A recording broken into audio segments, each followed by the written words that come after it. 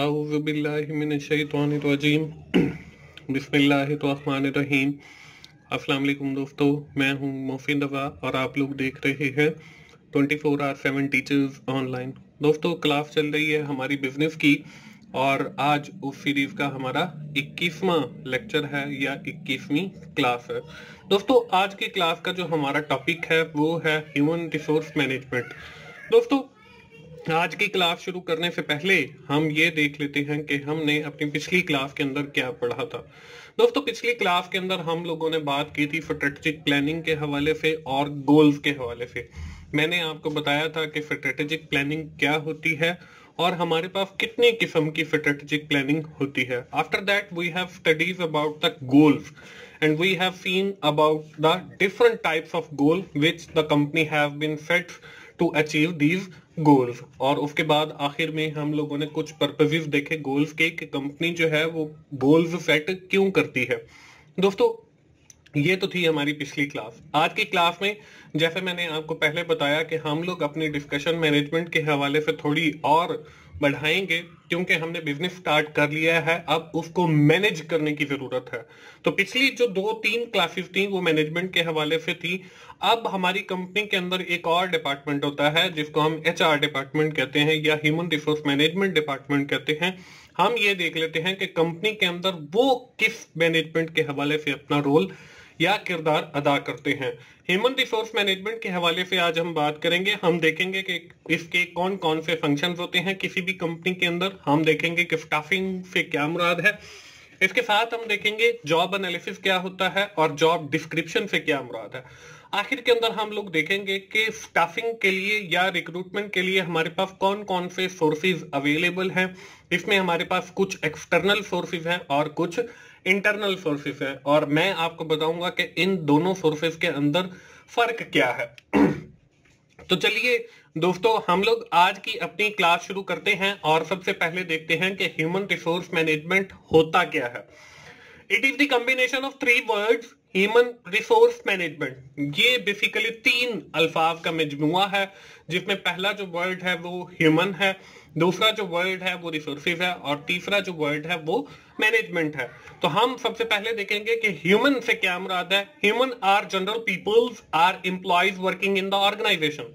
कि किसी भी बिजनेस के अंदर या कारोबार के अंदर जो जनरल पीपल्स होते हैं या वो लोग जो उस कंपनी के लिए या उस ऑर्गेनाइजेशन के लिए काम कर रहे होते हैं, उनसे मुराद ह्यूमंस है। इसके बाद जो दूसरी चीज है हमारे पास वो है resources. Valuable things of the organisation is called resources. अब हमारे पास जो किसी भी कंपनी के अंदर वैल्यूएबल थिंग्स हैं वो हमारे रिसोर्सेज हैं। इसमें हमारे पास फर्नीचर हो सकता है, इसमें हमारे पास व्हीकल हो सकता है, इसमें हमारे पास लैंड हो सकती है और हमारे पास रिसोर्सेज की भी आगे बहुत सारी एक्साम है। हमारे पास कुछ फाइनेंशियल रिसोर्सेज होते हैं, कुछ कैपिटल रिसोर्सेज होते हैं, कुछ लॉन्ग टर्म रिसोर्सेज होते हैं। तो मुख्तलिफ एक्साम है। तो वैल्यूएबल थिंग्स जो है किसी भी कंपनी के लिए वो रिसोर्सेज है। इसके बाद जो तीसरी चीज है वो है management. Management is the name of planning, organizing, leading and controlling, which we have been studied in our previous lecture। इसके बारे में हम पहले भी पढ़ चुके हैं जब हमने मैनेजमेंट का टॉपिक पढ़ा था। तो ये दोस्तों 3 जो वर्ड्स हैं, it will makes the human resource management. और अगर हम इसको देखें तो HRM the study of activities regarding the people or resources within the organization or the management of these people are resources within the organization is known as the human resource management। तो ये हमारे पास human resource management है। दोस्तों, अब human resource management department का कुछ functions होते हैं जो वो किसी भी कंपनी के अंदर परफॉर्म करते हैं। हम बारी बारी इन फंक्शंस को देख लेते हैं। इसमें जो पहला फंक्शन है that is known as staffing. Staffing के अंदर क्या आता है? Recruitment and selection. कि आपने किन लोगों को अपने पास अपने काम को करवाने के लिए रखना है, उनकी सिलेक्शन कैसे करनी है। तो ये फंक्शन जो है ये बेसिकली HRM डिपार्टमेंट परफॉर्म करता है। तो सेकंड फंक्शन है कंपनसेशन एंड बेनिफिट। आपने जिन लोगों को रिक्रूट किया है, जिन लोगों की सिलेक्शन की है, आप उनको क्या सैलरीज देंगे, क्या वेजेस देंगे, क्या बोनसेस देंगे, उनके जो बेनिफिट्स हैं, उनकी जो मराहत हैं वो क्या क्या होंगी, ये कंपनसेशन एंड बेनिफिट्स के अंदर आता है। और ये भी कंपनसेशन एंड बेनिफिट का तयन जो है वो भी हमारा HR डिपार्टमेंट करता है। इसके बाद जो तीसरी चीज है वो है सेफ्टी एंड हेल्थ। आपने लोगों को अपने पास काम के लिए रख लिया, उनकी सैलरीज भी तय कर ली, अब आपकी जो थर्ड रिस्पॉन्सिबिलिटी है वो ये है कि आप उनको एक गुड वर्किंग एनवायरनमेंट भी प्रोवाइड करें और जॉब सिक्योरिटी भी दें। तो ये जो सेफ्टी एंड हेल्थ के इश्यूज हैं ये भी एचआरएम डिपार्टमेंट रिजॉल्व करता है या इनको मैनेज करता है। इसके बाद हमारे पास जो चौथी चीज है वो है मेंटेनेंस ऑफ रिकॉर्ड। अब मेंटेनेंस ऑफ रिकॉर्ड से मुराद ये है कि आपने जिन लोगों को हायर किया, जो लोग आपकी कंपनी के अंदर काम कर रहे हैं, उनके रिकॉर्ड की मेंटेनेंस की बात की जा रही है। इसमें एम्प्लॉय पर्सनल फाइल हो सकती है, इसमें एम्प्लॉय की अटेंडेंस का डेटा हो सकता है, इसमें एम्प्लॉय की सैलरी एंड वेजेस के हवाले से डेटा हो सकता है, इसमें अगर कोई एम्प्लॉय ओवर टाइम लगा रहा है तो वो डेटा हो सकता है।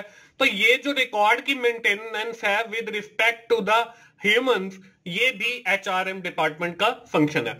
इसके बाद जो हमारे पास पांचवी चीज है वो है एम्प्लॉय रिलेशनशिप।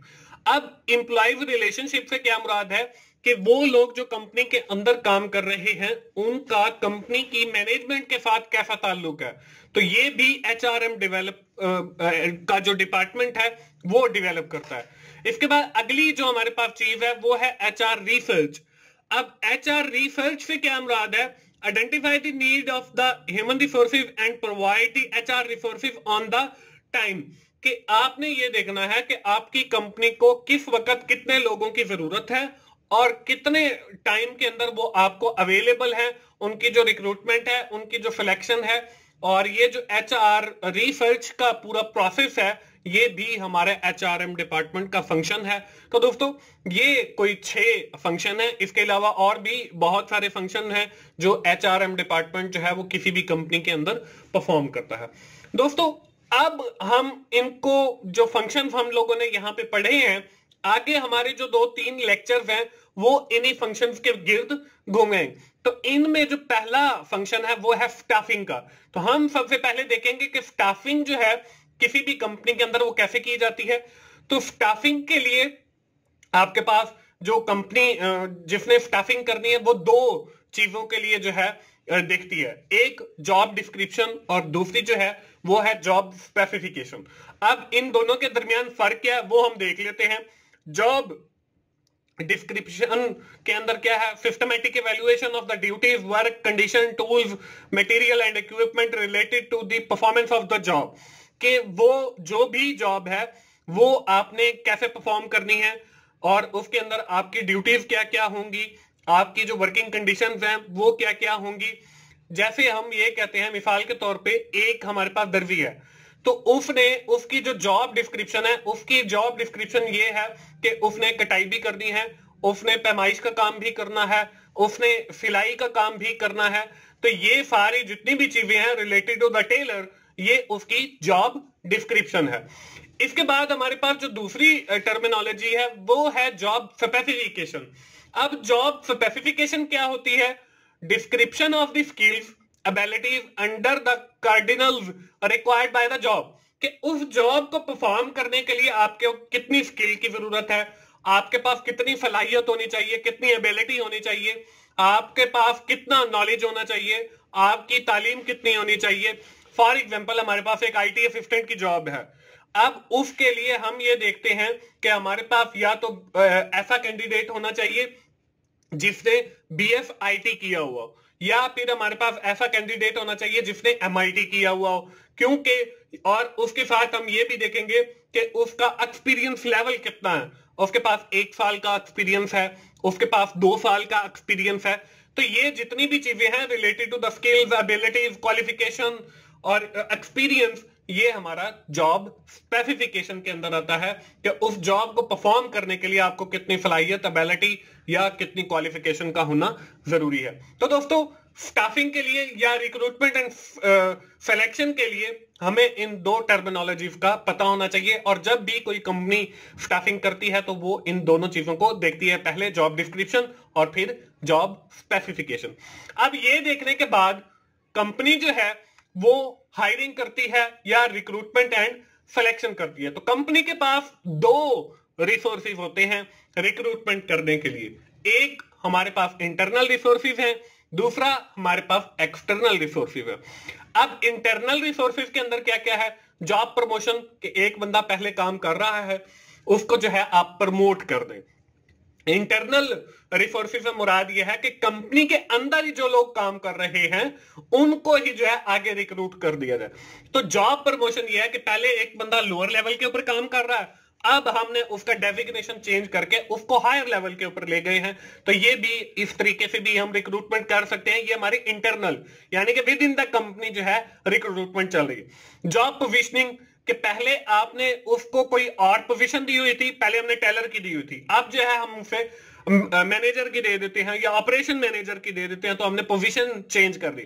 जॉब रोटेशन, कि पहले एक बंदा किसी और पोजीशन के ऊपर काम कर रहा था, अब जैसे आप बैंकों में जाते हैं तो आप डेली जाएंगे तो वहां पे जो है रोटेशन पॉलिसी चल रही होती कि एक जो बंदा है वो एक दिन किसी और चेयर पे बैठा होगा, किसी और पोजीशन पे काम कर रहा होगा, दूसरे दिन आप जाएंगे तो वो किसी और पोजीशन के ऊपर होगा। तो ये भी रिक्रूटमेंट का एक तरीकेकार है। उसके बाद है जॉब कॉन्टेक्ट, कि जॉब कॉन्टेक्ट के जरिए भी हम रिक्रूटमेंट कर लेते हैं। जिन लोगों के साथ हमारा कॉन्टेक्ट होता है, अच्छा ताल्लुक है, उनको हम जो है आगे लेकर आ जाए। इसके बाद दूसरा जो हमारे पास तरीकेकार है रिक्रूटमेंट एंड सिलेक्शन के लिए, वो है एक्सटर्नल रिक्रूटमेंट। अब एक्सटर्नल रिक्रूटमेंट से मुराद ये है कि अब आपने कंपनी से बाहर से लोगों को जो है कंपनी के अंदर लेकर आना है या उनकी सिलेक्शन करनी है। उसमें भी हमारे पास मुख्तलिफ तरीके अवेलेबल है। एडवर्टीजमेंट है कि आप अखबार के अंदर इश्तेहार दे देते हो कि जी हमें इस क्वालिफिकेशन की, इस एक्सपीरियंस लेवल के बंदे दरकार हैं। रिक्रूटर्स हैं, मुख्तलिफ कंपनियां बनी हुई हैं जैसे rovi.tk है, तो वो आपको रिक्रूटमेंट करके दे देते हैं। उसके बाद कोई स्पेशल इवेंट है, आप सेमिनार करवा देते हैं, जैसे जॉब फेयर आप लोगों ने सुना होगा मुख्तलिफ सिटीज के अंदर होते हैं, तो उस स्पेशल इवेंट से जो है हम लोगों को रिक्रूट कर लेते हैं या हायर कर लेते हैं। या आजकल जो ट्रेंड चल रहा है वो ये है कि कुछ कंपनी इंटर्नशिप भी ऑफर कर देती हैं। इंटर्नशिप में क्या होता है कि आपको 2-3 माह के लिए जो है वो उस कंपनी के अंदर काम करने का मौका मिलता है और उस पे आपको जो है वो एक लम सम अमाउंट जो है वो as a golden shake hand समझ लें, एज अ रिवार्ड समझ लें, आपको दी जाती है। और कंपनी जो है उसका कैलिबर चेक कर रही होती है, उसका काम करने का तरीकेकार चेक कर रही होती है, उसका एटीट्यूड चेक कर रही होती है। तो उनको जब लगता है कि ये इंटर्नशिप कंप्लीट करने के बाद इसका जो है रवैया वो टीम वर्क करने का है, कि वो टीम के अंदर काम कर सकता है या हमारी ऑर्गेनाइजेशन के अंदर काम कर सकता है, तो वो उस इंटर्नी को जो है लॉन्ग टर्म के लिए अपने पास रिक्रूट कर लेती है या सेलेक्ट कर लेती है। तो दोस्तों ये हैं हमारे पास 2 सोर्सेज ऑफ रिक्रूटमेंट। तो दोस्तों हम अपनी आज की क्लास ह्यूमन रिसोर्स मैनेजमेंट के हवाले से यहीं पे खत्म करेंगे। और जो है आज की क्लास खत्म करने से पहले हम क्विकली एक बार समराइज कर लेते हैं कि आज की क्लास के अंदर हम लोगों ने क्या पढ़ा है। आज की क्लास के अंदर दोस्तों हम लोगों ने बात शुरू की ह्यूमन रिसोर्स मैनेजमेंट के हवाले से, और मैंने आपको बताया कि ह्यूमन रिसोर्स मैनेजमेंट होती क्या है। उसके बाद ह्यूमन रिसोर्स मैनेजमेंट के जो डिपार्टमेंट होता है वो कौन कौन से फंक्शंस परफॉर्म करता है किसी भी कंपनी के अंदर, उस हवाले से मैंने आप लोगों को बताया और विद इन डिटेल उसकी डिस्क्रिप्शन भी दी। उसके बाद हमने स्टाफिंग को देखा और मैंने आपको बताया कि कोई भी कंपनी जब नए लोगों को हायर करती है या हायर करने के बारे में सोचती है तो वो सबसे पहले जॉब एनालिसिस करती है और जॉब डिस्क्रिप्शन डिफाइन करती है। उसके बाद रिक्रूटमेंट के लिए कंपनी जो है वो 2 सोर्सेज यूज करती है, एक उसमें इंटरनल रिसोर्स है और एक उसका एक्सटर्नल सोर्स है। तो इनकी भी आगे सब डिवीजन है, तो हमने उनको भी देखा कि कैसे जो है कंपनी इंटरनली रिक्रूटमेंट करती है और कैसे जो है कंपनी एक्सटर्नल रिक्रूटमेंट करती है। दोस्तों ये थी हमारी आज की क्लास। आज की क्लास हम यहीं पे खत्म करेंगे और आखिर में मैं फिर यही कहूंगा कि अगर आपको मेरी वीडियो अच्छी लग रही है तो आप उन्हें लाइक कीजिए, अपने दोस्तों के साथ शेयर करें जिनका ये सब्जेक्ट है, और कमेंट जरूर किया करें ताकि मुझे पता चल सके कि आपको मेरे लेक्चर्स की समझ आ रही है। और मेरा चैनल 24/7 टीचर्स ऑनलाइन सब्सक्राइब कीजिए ताकि मेरी हर आने वाली वीडियो आप लोगों तक पहुंच सके और आप उससे सीख सकें। दोस्तों मिलते हैं अगली इंट्रोडक्शन टू बिजनेस की क्लास में, उस वक्त तक के लिए अल्लाह हाफिज।